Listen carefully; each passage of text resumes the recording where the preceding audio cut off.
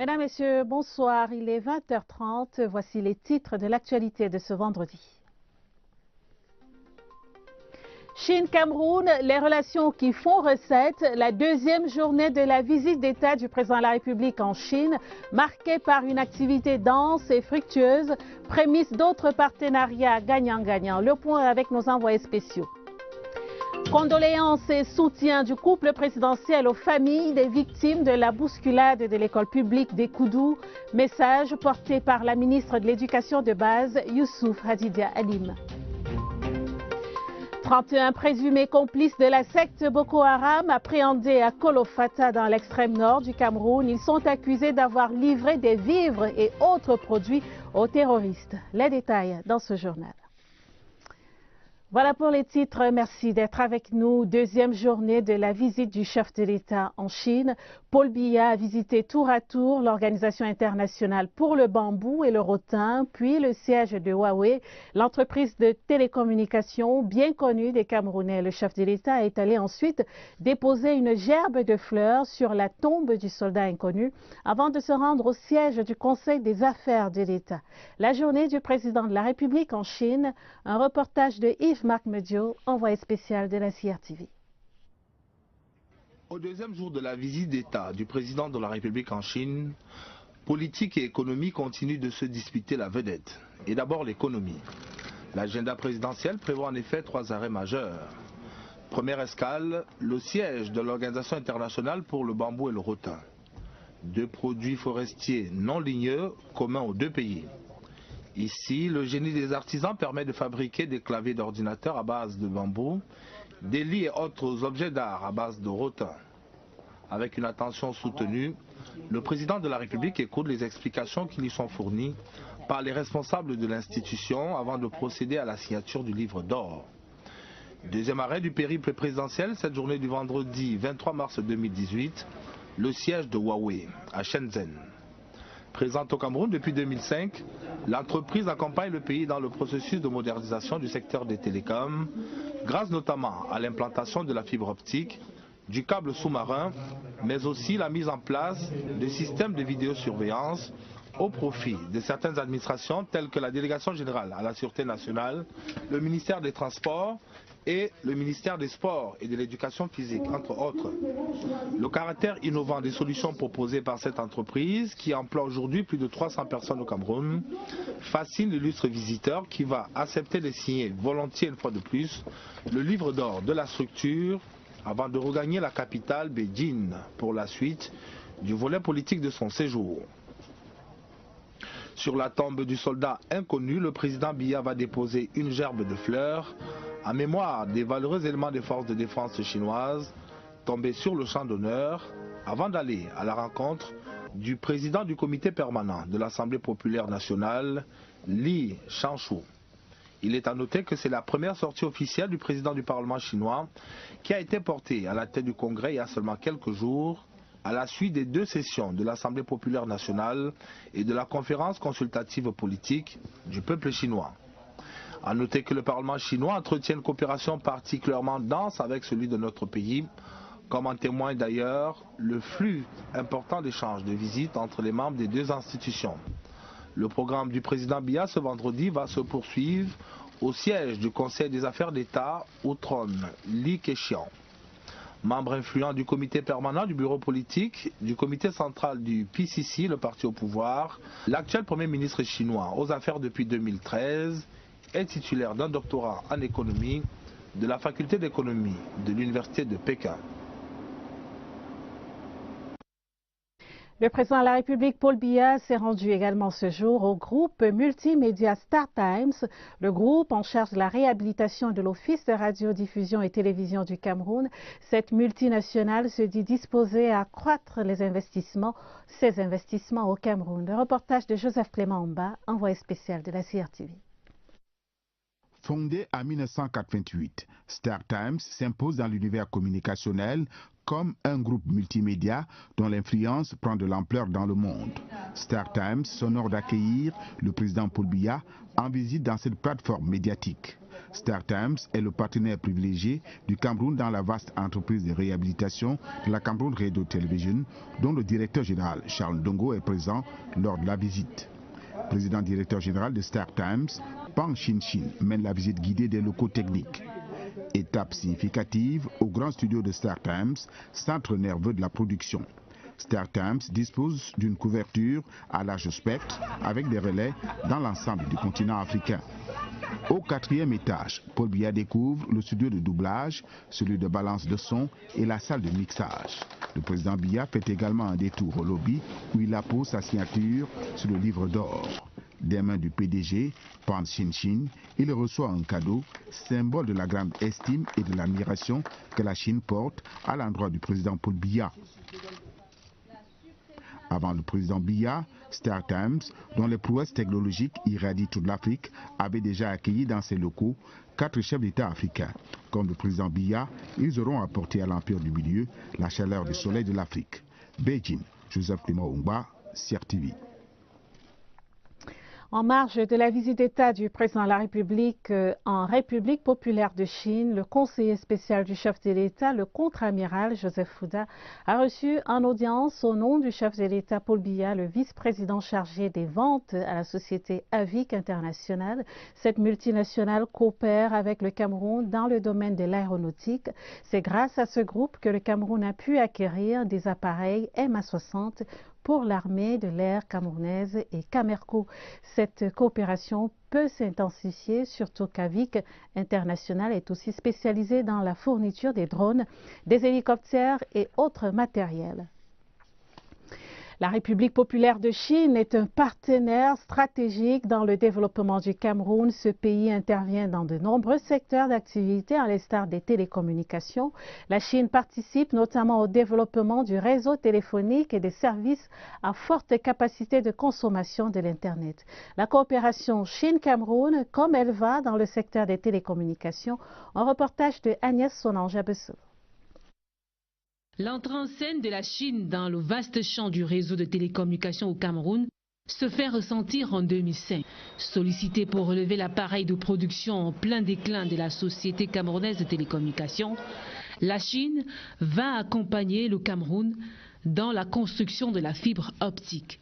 Aujourd'hui, étalée sur 12 km sur l'ensemble du territoire national, cette fibre optique couvre toutes les 10 régions du pays et 52 départements sur 58.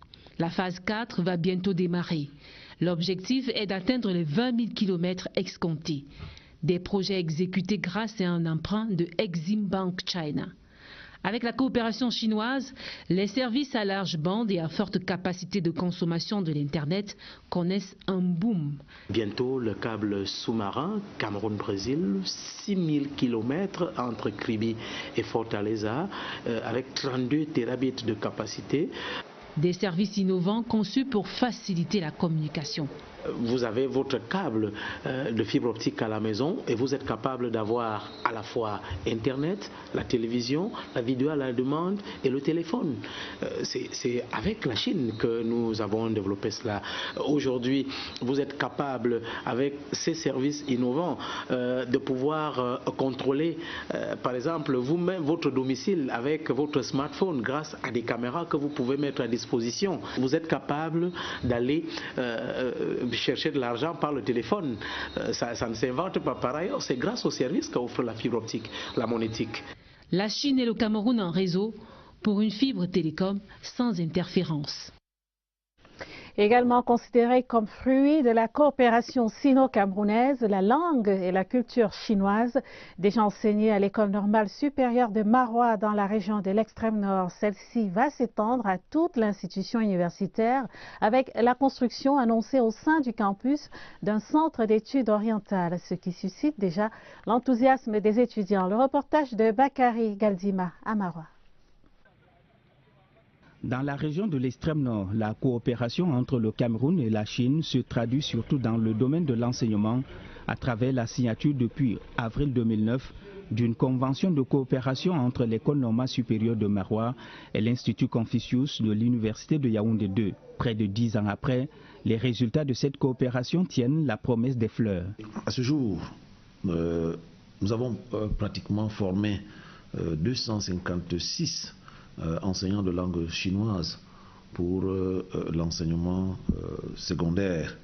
Pour rendre effectifs ces enseignements, des Camerounais, mais surtout des coopérants chinois dévoués et qui vivent en toute sécurité à l'extrême nord. Je suis ici depuis 3 ans. Les Camerounais, ils aiment apprendre la langue chinoise. Ça m'encourage beaucoup. L'enseignement de la langue et de la culture chinoise, présenté comme une filière de prédilection du département de langue dans cette institution, suscite un enthousiasme certain auprès des étudiants. Le déploiement de la Chine à travers le monde, cela pour nous apparaît comme une évidence que d'apprendre le chinois, que d'apprendre la langue chinoise, que d'apprendre la littérature chinoise, mais également que d'apprendre tout simplement la culture chinoise. À l'université de Maroua, cette coopération dynamique et fructueuse s'élargira bientôt avec la création d'un centre d'études orientales, annonce le recteur professeur Idrissou Alioum. Dans la suite du journal, ce télégramme officiel du président de la République du Cameroun adressé à son Excellence Mamoun Hussein, président de la République islamique du Pakistan, Islamabad. Monsieur le Président, j'ai le plaisir de vous adresser mes vives et chaleureuses félicitations à l'occasion de la commémoration de la fête nationale de votre pays ce 23 mars. J'y associe mes vœux de bonheur pour le peuple pakistanais. Veuillez agréer, Monsieur le Président, les assurances de ma très haute considération. C'est signé Paul Biya.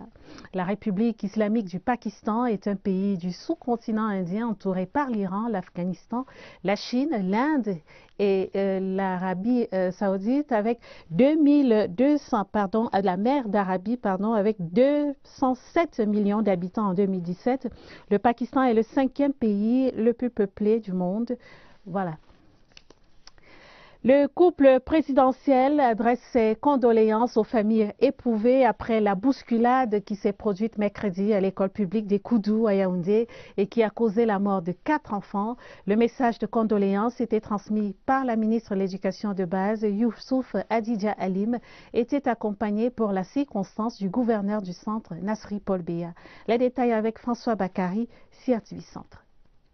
Le bilan du drame qui se chiffre à 4 morts, les enfants dont l'âge varie entre 6 et 9 ans et quelques blessés n'est pas totalement sorti des discussions. Que le chef de l'État et son épouse envoient des émissaires sur le terrain. Madame le ministre de l'Éducation de base, qu'accompagnait le gouverneur du centre, était porteuse d'un message de condoléances du couple présidentiel aux 4 familles endeuillées. En cette circonstance particulièrement douloureuse, le chef de l'État nous a dépêchés auprès des familles des victimes pour leur adresser ses sincères condoléances ainsi que celles de son épouse.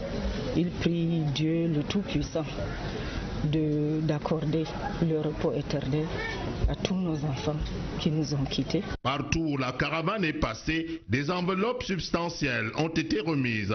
L'aspect médical n'a pas été négligé, que non. Aussi, le ministre Youssouf Adidja Alim devait-elle parcourir les 3 formations sanitaires de la ville où sont encore internés les 8 autres enfants blessés. Il y a eu beaucoup de blessés. Nous en avions enregistré environ 9. Et ce sont ces enfants que nous sommes venus toujours voir sur haute instruction du chef de l'État.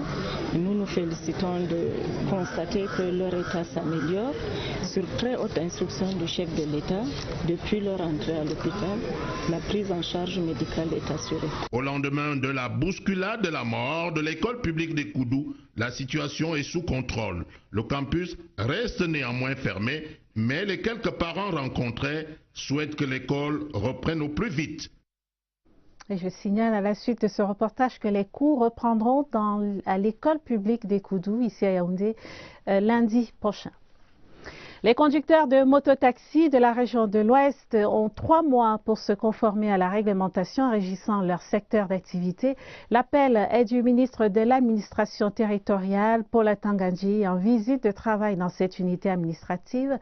La réunion de sensibilisation a abouti à l'engagement des mototaximens à démarrer eux-mêmes l'assainissement de leur profession. D'autres précisions dans ce reportage de Oswald Medou. L'image de la profession a depuis longtemps été écornée. Plus que le simple transport des passagers, le secteur du transport par moto-taxi a davantage été terni par des actes peu glorieux. aux vols à la tire et autres agressions qui leur sont attribuées.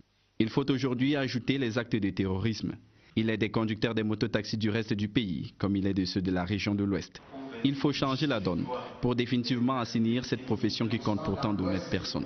Séparer le bon grain des livrets. Les mototaxis, c'est les griefs des populations. Il y a des exactions, il y a les viols, le vol à main armée, il y a le désordre urbain, il y a les braquages qui sont planifiés par les conducteurs de mototaxis. Et puis il était question de leur dire qu'ils travaillent sur la base d'un décret du Premier ministre qui n'a jamais été respecté.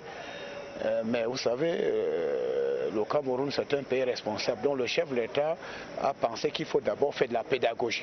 L'échange entre le ministre de l'administration territoriale et les mototaximens de la région de l'Ouest a permis de fixer le nouveau cap. Nous avons donc engagé ce dialogue et ils ont demandé qu'on leur accorde 3 mois pour se conformer. L'identification est une obligation. Vous ne devrez pas faire ce métier sans être identifié. Les mototaxis dans ces régions se sont organisés maintenant pour chasser les bandits de grands chemins qui perturbent la quiétude des populations. La volonté des transporteurs par mototaxi de se mettre en règle et de s'auto-réguler ne laisse pas indifférent le MINAT. En guise d'encouragement, il remettra des casques aux représentants des 8 départements de la région de l'Ouest avant de les appeler à devenir des ambassadeurs de la paix, partout où les conduira leur profession. Lutte contre l'insécurité dans la région de l'extrême nord du Cameroun, le bataillon d'intervention rapide s'attaque à la source de ravitaillement de la secte Boko Haram grâce à un dispositif de renseignement mis sur pied par le commandant de la zone sud. 31 présumés complices de la secte viennent d'être arrêtés à Kolofata. Tous affirment avoir livré régulièrement des vivres et bien d'autres produits aux terroristes. Plus de précisions avec Abdelaziz Amadou, CRTV Extrême Nord. Ce sont des maillons de la chaîne de ravitaillement de la secte Boko Haram. 8 hommes et 23 femmes dont la mission consistait à acheter à Kolofata des vivres, lampes torches, médicaments à l'instar du tramadol et bien d'autres produits servant à la fabrication des explosifs pour les livrer aux combattants terroristes. Ils viennent d'être arrêtés grâce à un dispositif de renseignement mis sur pied par le bataillon d'intervention rapide, zone sud basé à Kolofata. Les combattants se déplaçaient avec armes de leur point d'appui vers les villages. Ils ont muté, cette fois-là en envoyant femmes et enfants. Ils se dissimulent et de nuit traversent les dispositifs sécuritaires mis autour des villages pour essayer de prendre des vivres et ravitailler leur base arrière. Ils ont été présentés aux autorités locales ce 22 mars, puis immédiatement transférés à la compagnie de gendarmerie de Moura.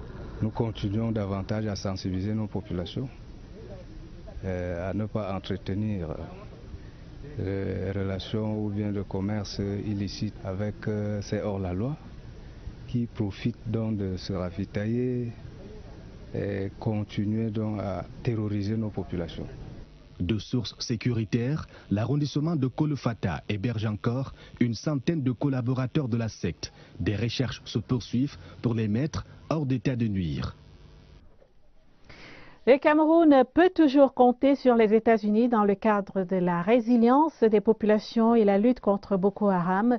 L'ambassadeur des États-Unis au Cameroun l'a réaffirmé ce jeudi à Maroua alors qu'il effectuait une visite de travail dans cette région. Son Excellence Henry Peter Barlerin était reçu par le gouverneur de la région de l'extrême nord, Midi Yawa Bakari. Le compte rendu d'Aladi Mustafa, CRTV Extrême Nord. Dans le cadre de la lutte contre Boko Haram, le Cameroun a beaucoup bénéficié du soutien multiforme des États-Unis d'Amérique, un pays qui a aussi apporté sa contribution aux populations de l'extrême nord engagées dans la résilience. Un appui que le gouvernement américain va continuer d'apporter au Cameroun en général et à la région de l'extrême nord en particulier. Le Cameroun pourrait toujours compter sur nous. Il y a un aspect militaire du conflit entre le Boko Haram et le Cameroun. Pour aider les populations des régions du nord et de l'extrême nord à faire face au paludisme, le gouvernement américain vient de lancer un projet de lutte contre cette maladie. C'est une initiative du président des États-Unis et c'est un montant important de 20 millions de dollars par an pour le peuple du Septentrion, surtout les femmes enceintes et les enfants de moins de 5 ans qui sont vraiment touchés dans ces deux régions. L'ambassadeur des États-Unis au Cameroun, accompagné d'une forte délégation des responsables américains, a été reçu par le gouverneur de l'extrême nord qui salue toutes ces initiatives. Étant donné que nous sommes dans la phase maintenant de l'accalmie retrouvée, la population renoue progressivement avec ses activités. Donc il attend beaucoup dans le cadre de l'accompagnement et de l'encadrement. Une coopération qui traduit les bonnes relations qui existent entre le Cameroun et les États-Unis d'Amérique. Ils font désormais partie de la grande famille des officiers des forces de défense. Eux, ce sont les élèves officiers de première année de l'école militaire interarmée qui ont été adoubés à l'occasion de la traditionnelle mise de sabre. Une première étape importante dans leur cursus, présidée par le général de division Philippe Mpaye ce matin à l'EMIA. Pierre Evembi. C'est par un impérial pas bloqué que la 37e promotion des élèves officiers de première année à l'école militaire interarmée est sortie de sa réserve. Ils sont 274 Camerounais et Gabonais, hommes et femmes qui ont procédé à la première mais décisive étape de cette prestigieuse institution, la remise de sabre. Cet instrument, qui est considéré depuis longtemps comme l'arme du soldat, représente ici la reconnaissance par les aînés de leur appartenance au cercle élitiste des officiers. Les élèves de la 37e ont été adoubés par leurs prédécesseurs de la 36e promotion.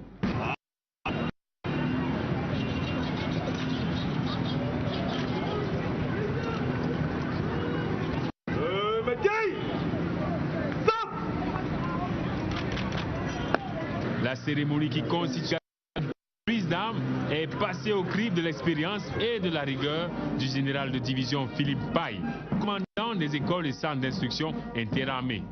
Ils ont épuisé 15 mois sur les 36 qu'offre leur formation. L'une des étapes qu'ils devront affronter désormais, c'est l'ascension du bon Cameroun, où l'essentiel n'est pas de participer.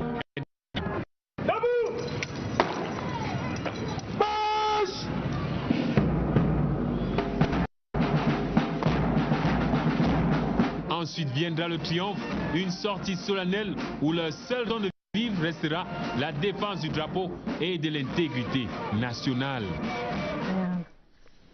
Le programme de renforcement de la gouvernance des matières premières en Afrique centrale dresse le bilan de ses 10 années d'existence. C'était dans le cadre d'un atelier organisé ce vendredi à Yaoundé en présence des représentants de la CEMAC, du GIZ et de la société civile, l'occasion d'évaluer l'impact de ce programme dans les zones d'intervention. Les détails avec Philippe Roger et Sama. En 10 ans d'existence, le REMAP-CEMAC, programme de renforcement de la gouvernance des matières premières en Afrique centrale, est passé par 3 phases essentielles, avec un impact réel sur l'accompagnement des États de la sous-région dans les secteurs concernés. L'un des objectifs de cet atelier bilan était de célébrer les résultats obtenus par ce programme dans les domaines du renforcement des capacités institutionnelles de la Commission économique et monétaire de la CEMAC, du développement des politiques communautaires et du renforcement des capacités des acteurs du secteur extractif. On peut situer donc les formations organisées pour la société civile qui, membres des comités ITIE, il y a la création de l'Académie des industries extractives, de la formation du réseau des journalistes. Notre acquis de ce projet, c'est le renforcement institutionnel. Il s'agit au moins d'une dizaine de résultats probants. Une moisson obtenue grâce à l'appui multiforme de la coopération allemande par le biais du GIZ. En clôturant les travaux de cet atelier, le représentant du président de la commission de la CEMAC en charge des questions économiques a rassuré les participants sur la pérennisation de ces acquis. Nous avons la direction du développement social qui s'occupe du genre, de la santé et qui cadre bien effectivement avec le projet REMAP-CEMAC. Nous avons les droits de l'homme qui retrace totalement l'ensemble des acquis du projet REMAP-CEMAC. Les témoignages des acteurs ont salué les mutations apportées par le REMAP-CEMAC pour la gouvernance des matières premières extractives en Afrique centrale. Lutte contre le commerce illicite. Une cargaison de marchandises d'une valeur de plus de 100 millions de francs CFA vient d'être saisie et détruite à Tiko dans le sud-ouest. L'opération de destruction de ces produits en provenance du Nigeria voisin s'est déroulée en présence du sous-préfet de Tiko et des responsables locaux des douanes. Le reportage de Stéphane Tala, CRTV Sud-Ouest. Ces marchandises, estimées à 108 millions de francs CFA, ont été saisies au port de Tiko grâce à un dispositif de maillage par les éléments de la brigade commerciale des douanes. On a réalisé plus de 22 saisies jusqu'à ce jour. Je précise que c'est des saisies qui ont été opérées pour la période allant du 1er décembre jusqu'au 28 février 2018. En même temps, c'est un signal fort que nous voulons marquer à l'endroit des contrebandiers, des contrevenants éventuels. La cargaison comprend plus de 600 sacs de plastique hors normes, 158 cartons de cigarettes et plus de 700 cartons de produits pharmaceutiques contrefaits. Nous avons les médicaments saisis. Les médicaments qui sont déjà périmés depuis 2016 et que les Camerounais et d'autres personnes des autres nationalités importent ça au Cameroun, c'est pas bon. Les médicaments et les cigarettes ont été incinérés à la décharge municipale de Tiko. Les responsables en charge de l'environnement ont rendu inutilisables les plastiques qui seront mis à la disposition des industries locales pour recyclage. En place depuis novembre 2017, la nouvelle équipe dirigeante des douanes de Tiko se dit engagée sans réserve à barrer la voie à la fraude et au commerce illicite. Parlons des sénatoriales 2018. Plus que 48 heures avant le vote, Elections Cameroun, l'organe en charge de l'organisation des élections, est mobilisé sur l'ensemble du territoire national. À Douala, dans le littoral, le matériel électoral est d'ores et déjà réceptionné. Est prévue demain samedi l'initiative des membres des commissions. L'initiation des membres des commissions locales de vote aux techniques de conduite et de distribution des rôles dans le bureau de vote. Le reportage de Joseph Itoté à Douala. À quelques heures de ce scrutin indirect, les journées des personnels d'Elections Cameroun dans le littoral sont désormais longues et éprouvantes. Les réunions de briefing et de débriefing se succèdent sans discontinuer. Nous avons pu faire le point avec les chefs d'agence départementales qui de leur côté aussi se sont assurés que les bureaux de vote sont à notre disposition et prêts à accueillir les électeurs. Nous avons reçu les derniers éléments que constituent les bulletins de vote, les enveloppes pour les procès-verbaux, les fiches de dépouillement, les fiches de pointage, la désignation des représentants des partis politiques de l'administration, mais bien entendu de l'ECAM aussi. Le scrutin se veut indirect et par ricochet moins lourd. Cependant, toutes les étapes du processus électoral se doivent d'être respectées à la lettre. Ce samedi par exemple, les membres des commissions locales de vote seront formés sur leur rôle dans les bureaux de vote. Ce qu'on va leur apprendre est simple, ça consiste au fonctionnement du bureau de vote. De l'ouverture du bureau de vote à la vérification de tout le matériel, la vérification des bulletins de vote, des enveloppes, à la disposition et à la répartition des rôles dans le bureau de vote, à l'identification de qui peut être accepté dans le bureau de vote. La formation consiste à le savoir, à ce que le président de la commission locale de vote ou les membres ne soit pas dans un état d'esprit qui découle de l'ignorance. Bon à savoir, 964 électeurs sénatoriaux sont attendus dans les bureaux de vote des seuls lieux des départements de la région du littoral, à savoir Edéa, Yabassi, Konsamba et Douala. La page culturelle de ce vendredi met en vitrine la star camerounaise Petit Pays qui sera en concert ce samedi ici à Yaoundé. Annoncé du côté de l'île de Limbe dans le sud-ouest, Claudia Dikoso Saléjon, invitée à l'occasion des 45 ans de musique de François Missengo. Ce sera également ce samedi l'affiche culturelle du week-end déroulée ici par Barbara Padjama.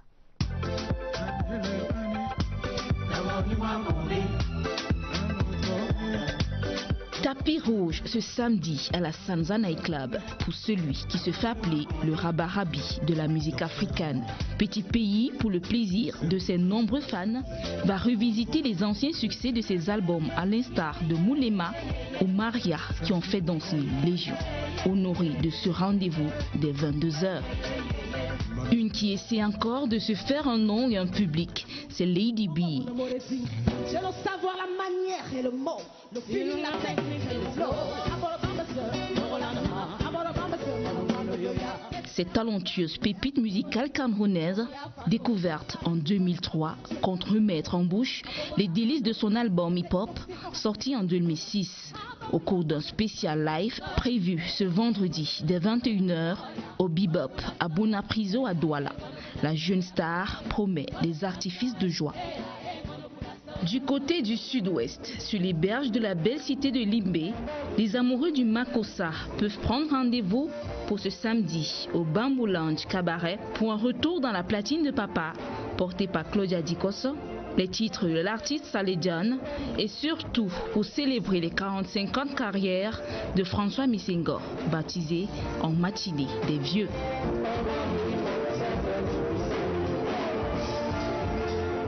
De la musique à l'action, les cinéphiles de Yaoundé sont invités à prendre d'assaut la salle de cinéma de Canal Olympia ce samedi à partir de 16h pour déguster et apprécier le film Tomb Raider, qui sera ensuite proposé dans la salle de Canal Olympia de Bessengue à Douala dès 20h, toujours ce samedi.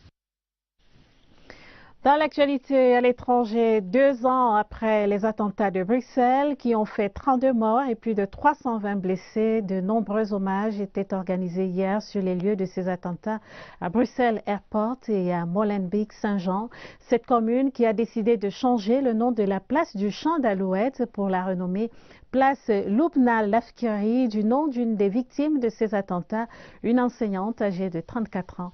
Le reportage de Séverin Alégambélé, envoyé spécial de la CRTV à Bruxelles. À l'angle de l'avenue Bouvert et du boulevard Martens, dans la commune Saint-Jean-Moulenbeek, une stèle, un monument suspendu sur 2 montants. La photo de Loubna Lafkiri, en hommage à la victime des attentats du 22 mars 2016 à la station métro de Maelbeek, une mère de 3 enfants. C'était important aussi de donner le nom d'une place à une femme d'origine marocaine, pour montrer que nous sommes tous frappés par le terrorisme. Malgré tout, les blessures restent profondes à Molenbeek. On se félicite néanmoins de l'intégration progressive des communautés étrangères. C'est une commune multiculturelle et multitraditionnaliste qui fait en sorte que tous ceux qui adhèrent ou qui rentrent dans cette commune soient bien intégrés et bien assis. Nous, en tout cas, avec ma formation politique, mais aussi avec toutes les formations progressistes, nous faisons en sorte que la société reste ouverte et que chacun puisse trouver sa place dans cette société, quelle que soit son origine, quelle que soit son orientation religieuse. On se souvient qu'en mars 2016, c'est dans cette commune que Brahim Abdeslam, propriétaire du bar Les Béguines, un ressortissant français né à Bruxelles, a été identifié.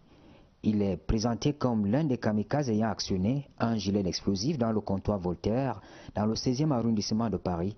C'était le 13 novembre 2015. En sport, football, les Lions indomptables du Cameroun disputent un match amical contre le Koweït dimanche prochain. En stage à Koweït City depuis mercredi, les poulains du coach Alexandre Bellinga ont poursuivi la préparation de la rencontre ce vendredi. Les derniers échos de la tanière avec Jean-Cyriac Bessé. Au stade annexe Al-Shabaab de Koweït City ce vendredi, les Lions indomptables du Cameroun ont poursuivi la préparation du match amical de dimanche prochain. La préparation physique et le travail tactique ont meublé la séance d'entraînement du jour. En matinée déjà, les poulains d'Alexandre Bellinga sont passés par la salle de gym et la piscine. Au dernier pointage, tous les joueurs attendus au Koweït ont rejoint la tanière, notamment Aboubacar Vincent et Lionel Mbong, y compris Édouard Thierry Séné, le préparateur physique nouvellement nommé. La dernière articulation du programme des champions d'Afrique en titre prévoyait une rencontre avec le président du comité de normalisation de l'Africafoot et le représentant du ministre des Sports et de l'Éducation physique. Attendue ce samedi, la traditionnelle séance de reconnaissance du stade et la conférence de presse d'avant-match. Cameroun-Koweït, un amical ce dimanche, et c'est l'un des rendez-vous sportifs à inscrire dans nos agendas. Le basketball, le handball, le championnat MTN Elite One et aussi le classico de la capitale Canon-Tonnerre sont également au menu ce week-end. L'affiche sportive du week-end déroulée par Évariste Yenga. Le Canon Pakoum refait surface. Les Mekor Mengonda, en séjour en deuxième division, accueillent ce dimanche leurs frères ennemis de la capitale, les Kalara Boys. Le classique Canon Tonnerre version MTN Elite 2, c'est en nocturne, 18h30 au stade militaire de Yaoundé. Match comptant pour la 6e journée. Le même dimanche, MTN Elite One franchit sa 10e borne. 9 rencontres sont au programme. Les co-leaders Fauvou, Coton Sport et Feuteux vont défendre leur place à l'extérieur. L'Aigle de la Menois, lanterne rouge, sans la moindre victoire jusqu'ici, va rechercher à domicile son premier succès face à Dragon. La veille, samedi, le handball invite ses amateurs au complexe sportif La Concorde de l'Université de Yaoundé 1. 2 rencontres dames et autant chez les messieurs sont au menu de la 2e journée, phase allée du championnat national. Au stade Ngodi Akwa, à Douala, un seul match se tiendra le même samedi. La Ligue régionale de basketball du centre va occuper le parquet extérieur du palais polyvalent des sports de Yaoundé, samedi et dimanche. C'est l'ouverture de la saison chez les dames et chez les messieurs. Les yeux seront rivés sur les petits écrans et les cœurs battront pour les Lions indomptables ce dimanche. Le Cameroun affronte le Koweït en match amical à Koweït City. C'est la première période annuelle de rodage des effectifs des sélections nationales imposée par la FIFA. Fin de ce journal, je vous en rappelle les principaux titres. Chine-Cameroun, les relations qui font recette. La 2e journée de la visite d'État du président de la République en Chine, marquée, on l'a vu, par une activité dense et fructueuse, prémisse d'autres partenariats gagnant-gagnant. Condoléances et soutien du couple présidentiel aux familles des victimes de la bousculade de l'école publique d'Ekoudou à Yaoundé. Message porté par la ministre de l'Éducation de base, Youssouf Hadidia Alim. 31 présumés complices de la secte Boko Haram appréhendés à Kolofata dans l'extrême nord du Cameroun. Ils sont accusés d'avoir livré des vivres et autres produits aux terroristes. Journal préparé avec la collaboration de Martine Noël Ndengue. Prochain rendez-vous avec l'information, ce sera à minuit. Mais tout de suite, après ce journal, retrouvez Mélanie Betebe dans le magazine spécial sénatorial 2018. Les invités vont croiser le verbe sur le déroulement du scrutin de dimanche prochain. Madame, Monsieur, très bon week-end en compagnie des programmes de la CRTV. À demain à 20h30. Bonsoir.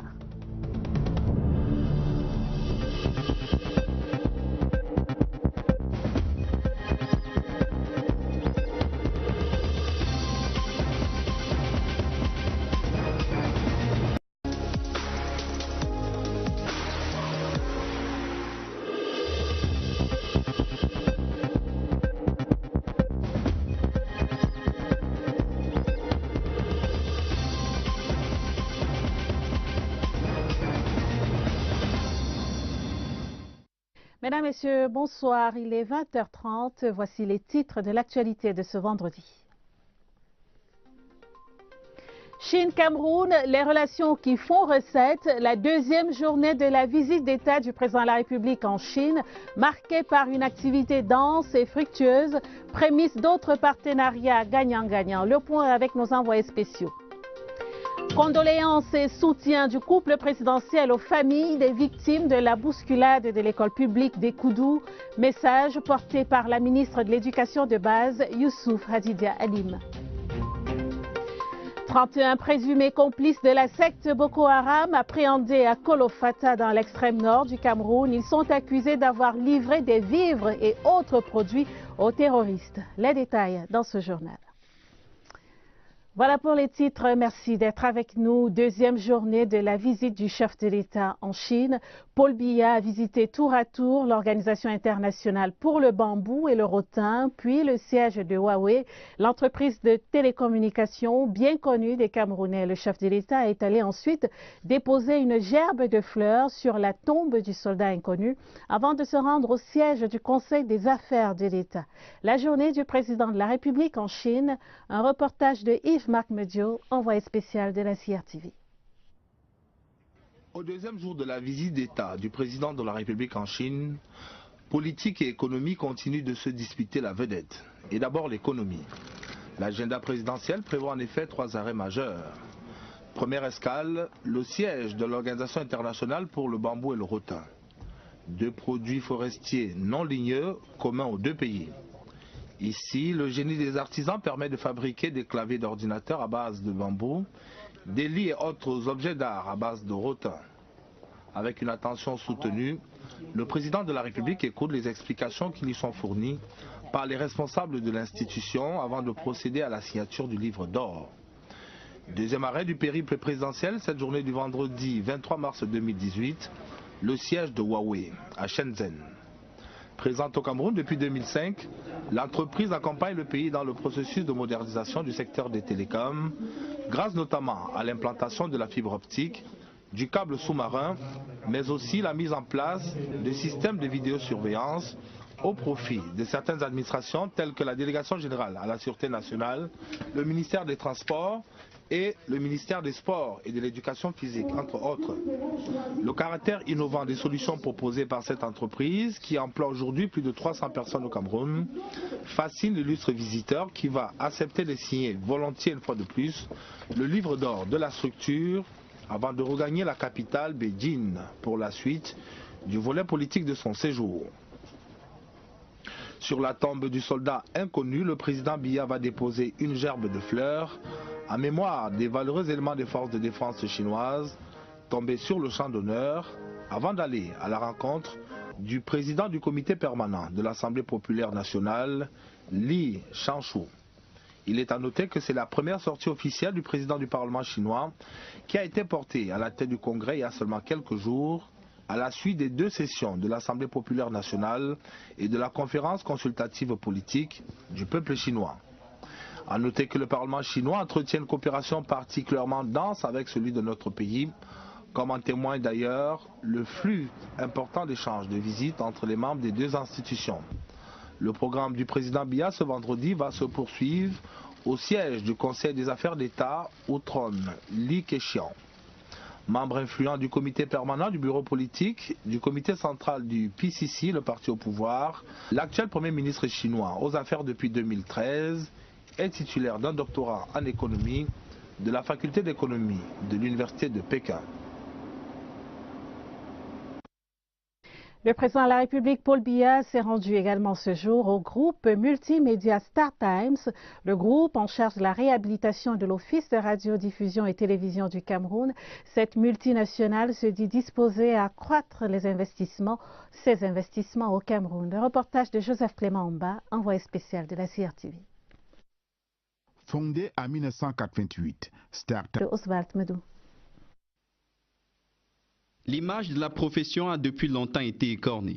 Plus que le simple transport des passagers, le secteur du transport par moto-taxi a davantage été terni par des actes peu glorieux, au vol à la tire et autres agressions qui leur sont attribuées. Il faut aujourd'hui ajouter les actes de terrorisme. Il est des conducteurs des mototaxis du reste du pays, comme il est de ceux de la région de l'Ouest. Il faut changer la donne pour définitivement assainir cette profession qui compte pourtant 2 000 personnes. Séparer le bon grain des livrets. Les mototaxis, c'est les griefs des populations. Il y a des exactions, il y a les viols, le vol à main armée, il y a le désordre urbain, il y a les braquages qui sont planifiés par les conducteurs de mototaxis. Et puis il était question de leur dire qu'ils travaillent sur la base d'un décret du Premier ministre qui n'a jamais été respecté. Mais vous savez, le Cameroun, c'est un pays responsable dont le chef de l'État a pensé qu'il faut d'abord faire de la pédagogie. L'échange entre le ministre de l'administration territoriale et les mototaximens de la région de l'Ouest a permis de fixer le nouveau cap. Nous avons donc engagé ce dialogue et ils ont demandé qu'on leur accorde 3 mois pour se conformer. L'identification est une obligation. Vous ne devrez pas faire ce métier sans être identifié. Les mototaxis dans ces régions se sont organisés maintenant pour chasser les bandits de grands chemins qui perturbent la quiétude des populations. La volonté des transporteurs par mototaxi de se mettre en règle et de s'autoréguler ne laisse pas indifférent le MINAT. En guise d'encouragement, il remettra des casques aux représentants des 8 départements de la région de l'Ouest avant de les appeler à devenir des ambassadeurs de la paix, partout où les conduira leur profession. Lutte contre l'insécurité dans la région de l'extrême nord du Cameroun, le bataillon d'intervention rapide s'attaque à la source de ravitaillement de la secte Boko Haram grâce à un dispositif de renseignement mis sur pied par le commandant de la zone sud. 31 présumés complices de la secte viennent d'être arrêtés à Kolofata. Tous affirment avoir livré régulièrement des vivres et bien d'autres produits aux terroristes. Plus de précisions avec Abdulaziz Amadou, CRTV Extrême Nord. Ce sont des maillons de la chaîne de ravitaillement de la secte Boko Haram. 8 hommes et 23 femmes dont la mission consistait à acheter à Kolofata des vivres, lampes torches, médicaments à l'instar du tramadol et bien d'autres produits servant à la fabrication des explosifs pour les livrer aux combattants terroristes.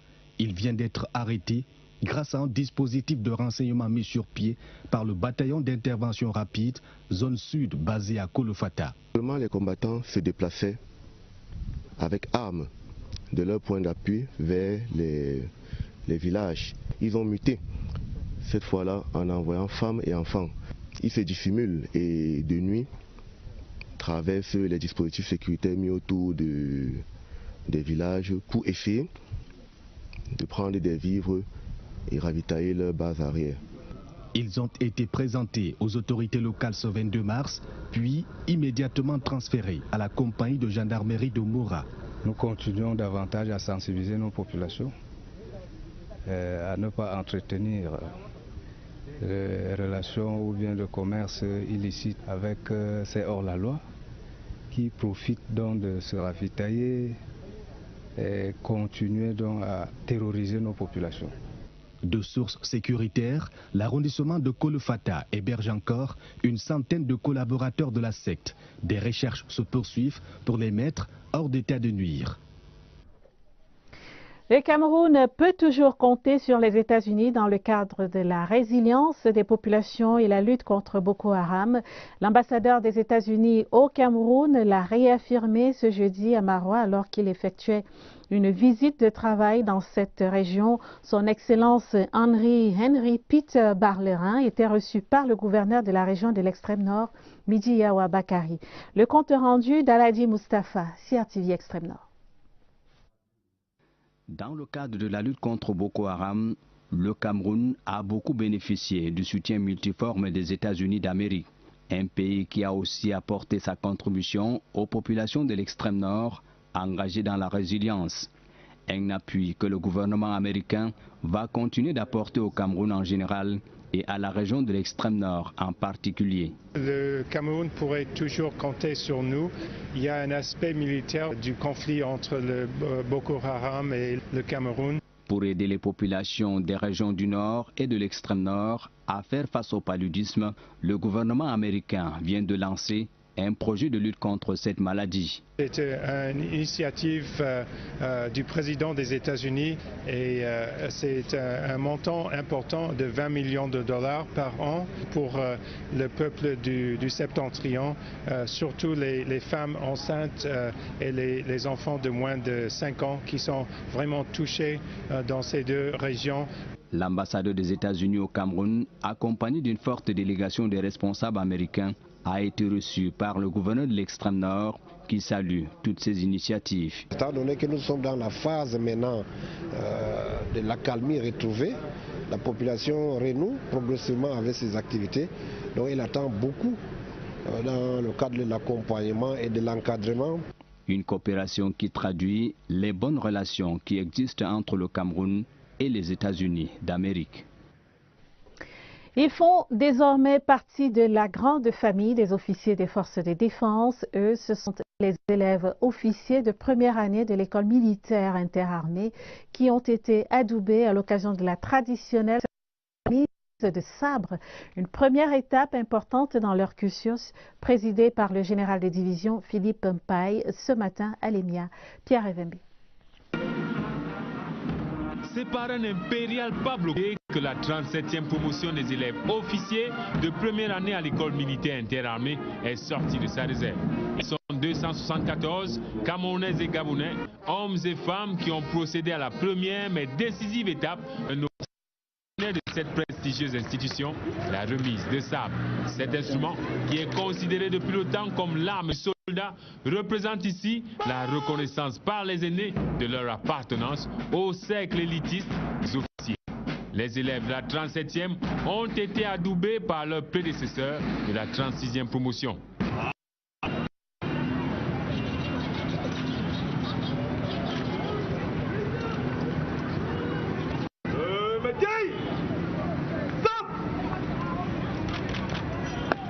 La cérémonie qui constitue la prise d'armes est passée au crible de l'expérience et de la rigueur du général de division Philippe Paye, commandant des écoles et centres d'instruction interarmées. Ils ont épuisé 15 mois sur les 36 qu'offre leur formation. L'une des étapes qu'ils devront affronter désormais, c'est l'ascension du bon Cameroun, où l'essentiel n'est pas de participer.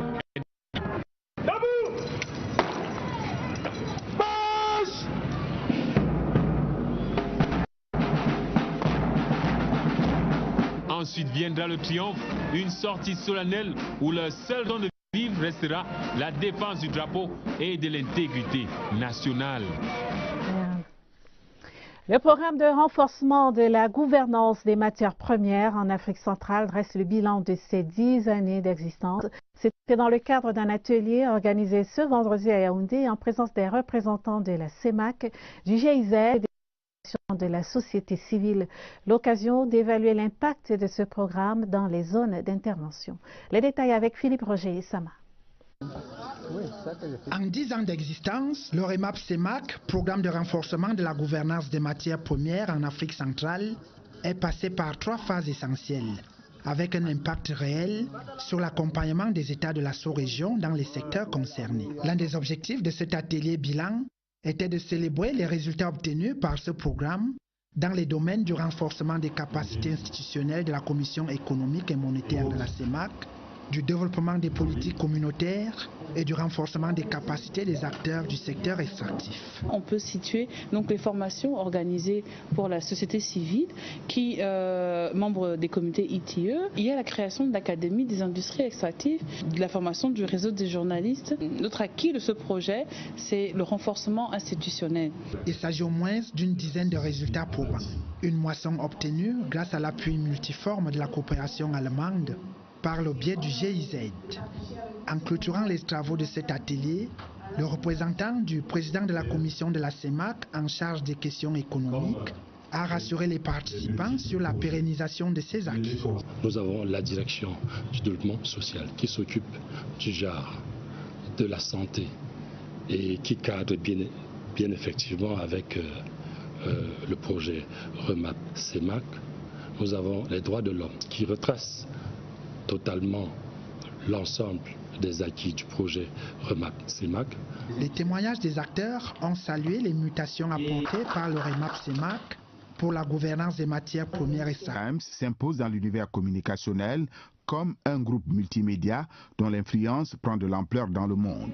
Star Times s'honore d'accueillir le président Paul Biya en visite dans cette plateforme médiatique. Star Times est le partenaire privilégié du Cameroun dans la vaste entreprise de réhabilitation de la Cameroun Radio Television, dont le directeur général Charles Ndongo est présent lors de la visite. Président directeur général de Star Times, Pang Shin-Shin mène la visite guidée des locaux techniques. Étape significative au grand studio de Star Times, centre nerveux de la production.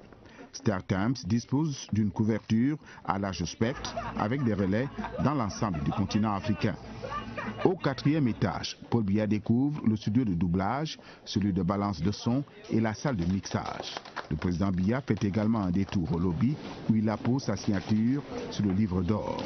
Des mains du PDG, Pan Shin-Shin, il reçoit un cadeau, symbole de la grande estime et de l'admiration que la Chine porte à l'endroit du président Paul Biya.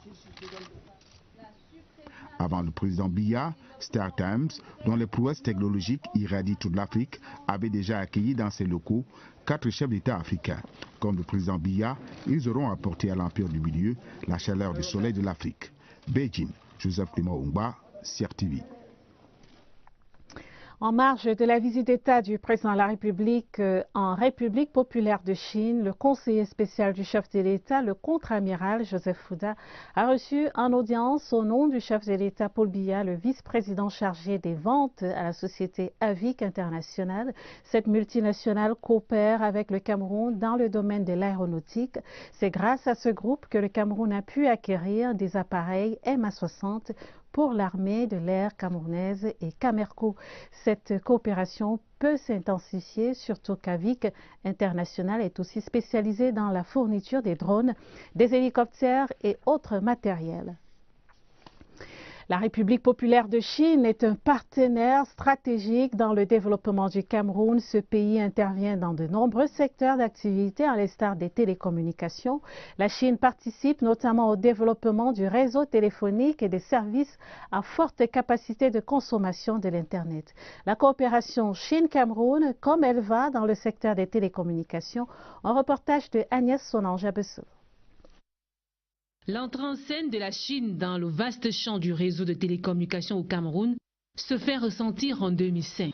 Sollicité pour relever l'appareil de production en plein déclin de la société camerounaise de télécommunications, la Chine va accompagner le Cameroun dans la construction de la fibre optique. Aujourd'hui, étalée sur 12 km sur l'ensemble du territoire national, cette fibre optique couvre toutes les 10 régions du pays et 52 départements sur 58. La phase 4 va bientôt démarrer. L'objectif est d'atteindre les 20 000 km escomptés. Des projets exécutés grâce à un emprunt de Exim Bank China. Avec la coopération chinoise, les services à large bande et à forte capacité de consommation de l'Internet connaissent un boom. Bientôt, le câble sous-marin Cameroun-Brésil, 6000 km entre Kribi et Fortaleza, avec 32 terabits de capacité. Des services innovants conçus pour faciliter la communication. Vous avez votre câble de fibre optique à la maison et vous êtes capable d'avoir à la fois Internet, la télévision, la vidéo à la demande et le téléphone. C'est avec la Chine que nous avons développé cela. Aujourd'hui, vous êtes capable, avec ces services innovants, de pouvoir contrôler, par exemple, vous-même votre domicile avec votre smartphone grâce à des caméras que vous pouvez mettre à disposition. Vous êtes capable d'aller chercher de l'argent par le téléphone. Ça ne s'invente pas par ailleurs. C'est grâce au service qu'offre la fibre optique, la monétique. La Chine et le Cameroun en réseau pour une fibre télécom sans interférence. Également considérée comme fruit de la coopération sino-camerounaise, la langue et la culture chinoise, déjà enseignée à l'école normale supérieure de Marois dans la région de l'extrême nord. Celle-ci va s'étendre à toute l'institution universitaire avec la construction annoncée au sein du campus d'un centre d'études orientales, ce qui suscite déjà l'enthousiasme des étudiants. Le reportage de Bakary Galdima à Marois. Dans la région de l'extrême nord, la coopération entre le Cameroun et la Chine se traduit surtout dans le domaine de l'enseignement à travers la signature depuis avril 2009 d'une convention de coopération entre l'École normale supérieure de Marois et l'Institut Confucius de l'Université de Yaoundé 2. Près de 10 ans après, les résultats de cette coopération tiennent la promesse des fleurs. À ce jour, nous avons pratiquement formé 256 enseignants de langue chinoise pour l'enseignement secondaire. Pour rendre effectifs ces enseignements, des Camerounais, mais surtout des coopérants chinois dévoués et qui vivent en toute sécurité à l'extrême nord. Je suis ici depuis 3 ans. Les Camerounais, ils aiment apprendre la langue chinoise. Ça m'encourage beaucoup. L'enseignement de la langue et de la culture chinoise, présenté comme une filière de prédilection du département de langue dans cette institution, suscite un enthousiasme certain auprès des étudiants. Le déploiement de la Chine à travers le monde, cela pour nous apparaît comme une évidence que d'apprendre le chinois, que d'apprendre la langue chinoise, que d'apprendre la littérature chinoise, mais également que d'apprendre tout simplement la culture chinoise. À l'université de Marois, cette coopération dynamique et fructueuse s'élargira bientôt avec la création d'un centre d'études orientales, annonce le recteur professeur Idrissou Alioum. Dans la suite du journal, ce télégramme officiel du président de la République du Cameroun adressé à son Excellence Mamoun Hussein, président de la République islamique du Pakistan, Islamabad. Monsieur le Président, j'ai le plaisir de vous adresser mes vives et chaleureuses félicitations à l'occasion de la commémoration de la fête nationale de votre pays ce 23 mars. J'y associe mes vœux de bonheur pour le peuple pakistanais. Veuillez agréer, Monsieur le Président, les assurances de ma très haute considération. C'est signé Paul Biya. La République islamique du Pakistan est un pays du sous-continent indien entouré par l'Iran, l'Afghanistan, la Chine, l'Inde et l'Arabie saoudite avec la mer d'Arabie, avec 207 millions d'habitants en 2017. Le Pakistan est le 5e pays le plus peuplé du monde. Voilà. Le couple présidentiel adresse ses condoléances aux familles éprouvées après la bousculade qui s'est produite mercredi à l'école publique des Koudou à Yaoundé et qui a causé la mort de 4 enfants. Le message de condoléances était transmis par la ministre de l'Éducation de base, Youssouf Adidja Alim, était accompagné pour la circonstance du gouverneur du centre, Nasri Paul Biya. Les détails avec François Bakary, CRTV Centre.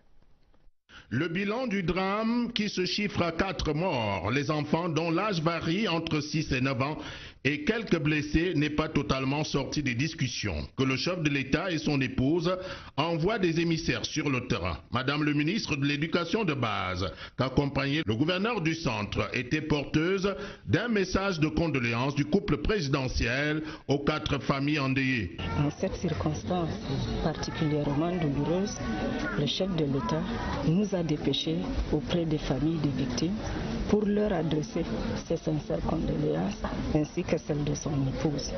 Il prie Dieu le Tout-Puissant d'accorder le repos éternel à tous nos enfants qui nous ont quittés. Partout où la caravane est passée, des enveloppes substantielles ont été remises. L'aspect médical n'a pas été négligé, que non. Aussi, le ministre Youssouf Adidja Alim devait-elle parcourir les 3 formations sanitaires de la ville où sont encore internés les 8 autres enfants blessés. Il y a eu beaucoup de blessés. Nous en avions enregistré environ 9. Et ce sont ces enfants que nous sommes venus toujours voir sur haute instruction du chef de l'État. Nous nous félicitons de constater que leur état s'améliore. Sur très haute instruction du chef de l'État, depuis leur entrée à l'hôpital, la prise en charge médicale est assurée. Au lendemain de la bousculade de la mort de l'école publique des Koudou, la situation est sous contrôle. Le campus reste néanmoins fermé, mais les quelques parents rencontrés souhaitent que l'école reprenne au plus vite. Et je signale à la suite de ce reportage que les cours reprendront à l'école publique des Koudou, ici à Yaoundé, lundi prochain. Les conducteurs de mototaxis de la région de l'Ouest ont 3 mois pour se conformer à la réglementation régissant leur secteur d'activité. L'appel est du ministre de l'administration territoriale, Paul Tangandji, en visite de travail dans cette unité administrative.